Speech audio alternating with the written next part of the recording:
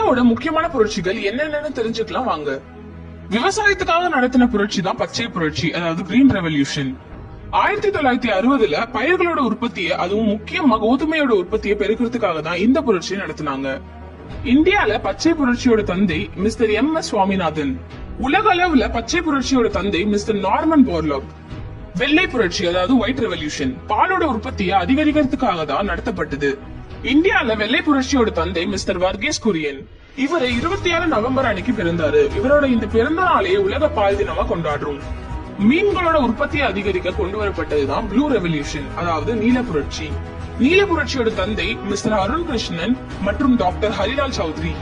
Golden revolution, அதாவது தங்க புரட்சி. பழங்கள், தேன், தோட்டக்கலையை அதிக அளவுல உற்பத்தி செய்யறதுக்காக நடத்தினாங்க. தங்க புரட்சியோட தந்தை மிஸ்டர் நெட்வொர்க் டுட்டஸ்.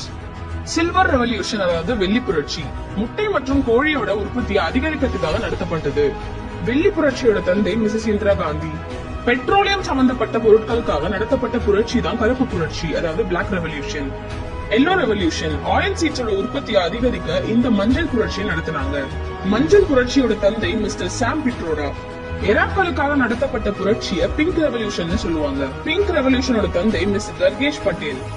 உரத்தோட உற்பத்தியை அதிகரிக்க நடத்தப்பட்டதுதான் கிரே ரெவல்யூஷன். லெதரோட உற்பத்தியை பெருக்கிறதுக்காக கொண்டு வரப்பட்டதுதான்